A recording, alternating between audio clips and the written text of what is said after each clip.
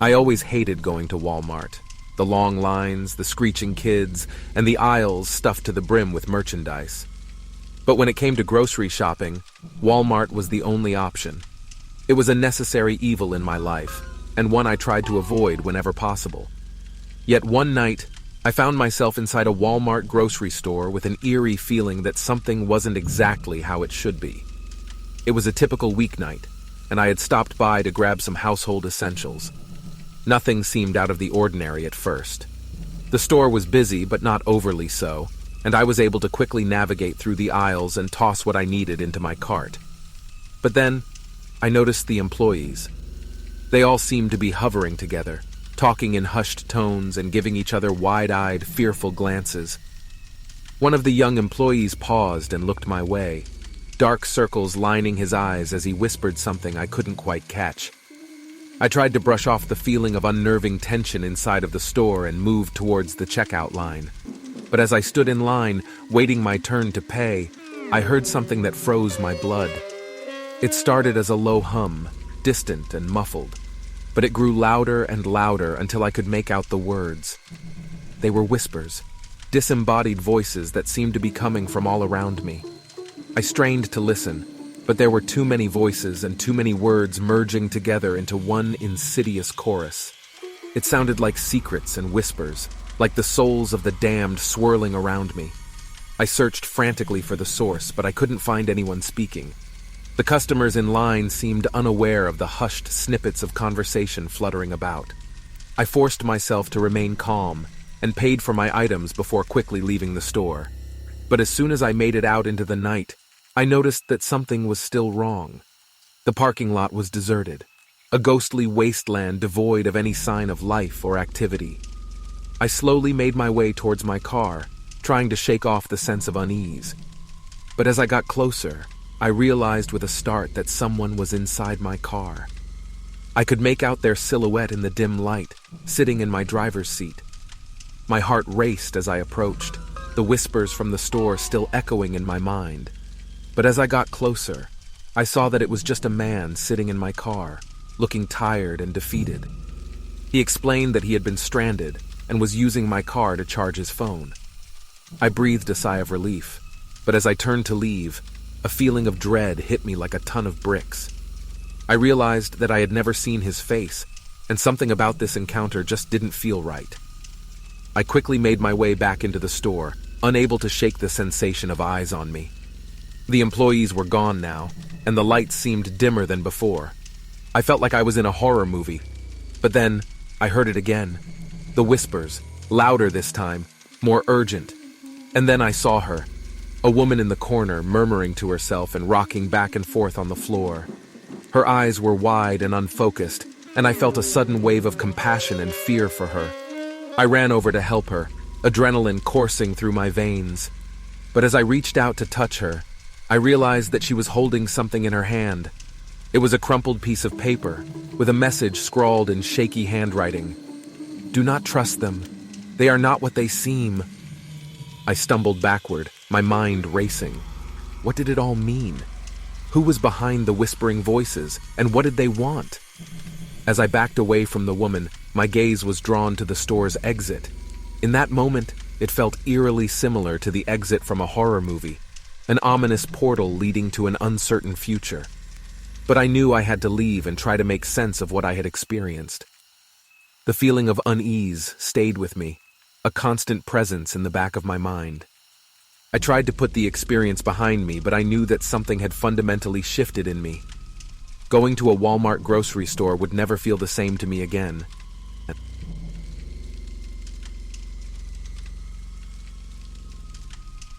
As I stepped through the sliding glass doors of Walmart, I was immediately hit with the overwhelming scent of bleach and industrial cleaning products.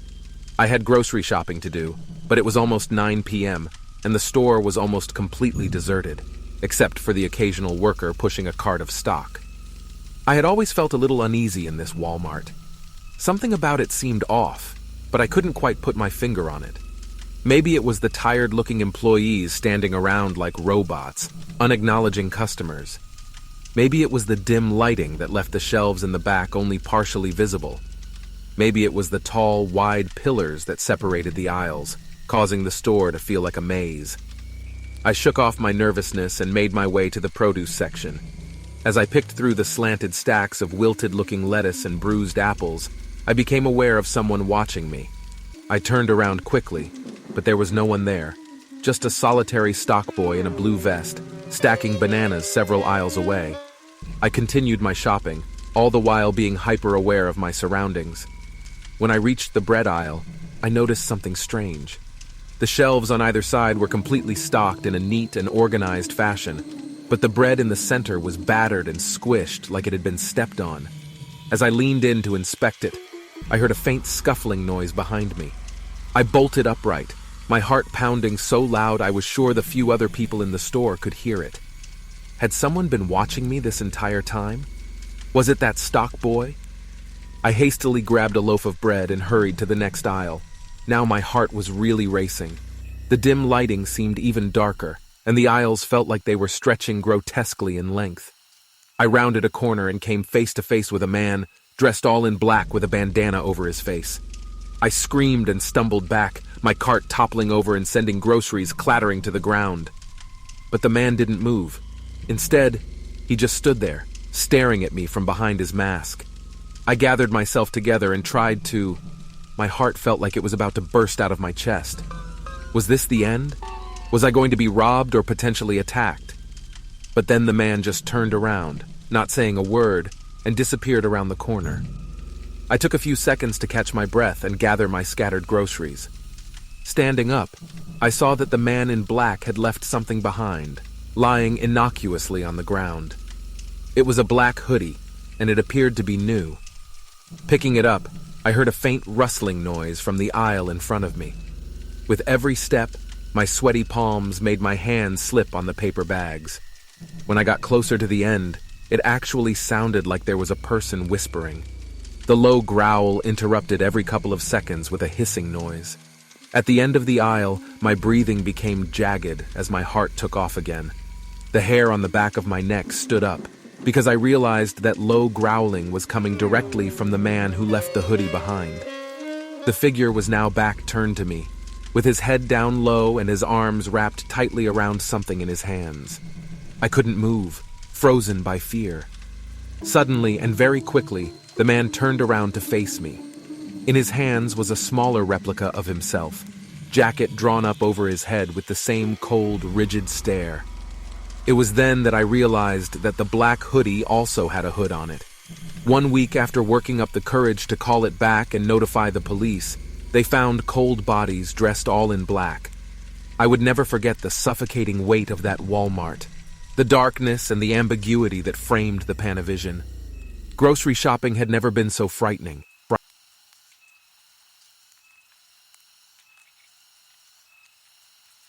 I've always been uneasy when I visit Walmart.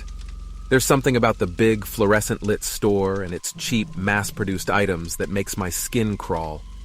But despite my reservations, I was forced to go grocery shopping at Walmart one chilly October evening after my usual store closed early due to a power outage.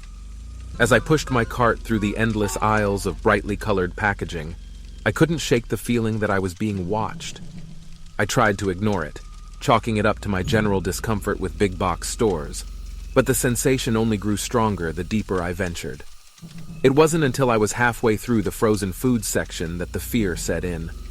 I heard a shuffle behind me and turned around, but there was no one there. Suddenly, the fluorescent lights flickered, casting the entire store into momentary darkness, and my heart leapt into my throat. I stood still, clutching my cart tightly as my eyes adjusted to the dimness. That's when I spotted the first oddity of the night. A dark figure, just beyond the edges of the light cast by the nearest bulb.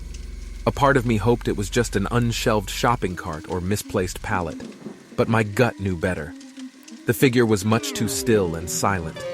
Dark forms flickered at the corners of my vision as I found myself unable to move. Every instinct screamed at me to flee, but for some reason my feet remained planted to the floor. The darkness seemed to grow more oppressive as the silence dragged on, broken only by muffled shuffles from unseen sources. It was difficult to tell how many others were inside the store with me. Unable to shake the feeling that I was being hunted, I considered abandoning my cart and making a break for an exit. But the fear of what could happen if I were caught froze me in place. That's when I heard a faint whisper, too quiet for me to make out the words. My heart began to race even faster, thoughts of danger running endlessly through my head. As my eyes dilated and adjusted to the new lighting, I caught movement from the figure standing off in the distance of the aisle to my left. The feeling of being the movement caught my attention as the figure slowly approached me. My courage took over, and I quickly pushed the cart forward. But it was too late. In a split second, the figure was on me, something sharp pressed against my neck. I couldn't scream. I couldn't move. I was trapped, undoubtedly in the hands of something sinister. The whispered words were louder now, catching my attention. "Stay still, and we let you go, 'cause no trouble, understand?" The raspy voice commanded. My thoughts were a jumble. Visions of me being killed engulfed my mind. For a moment, I didn't believe I had a fighting chance. But then, a picture of my children flashed before my eyes, giving me the courage to act. I snatched the toy bat resting on the open box beside my cart, forcefully slamming it into the figure. The impact made me cringe. The image of a human skull collapsing replayed endlessly in my mind.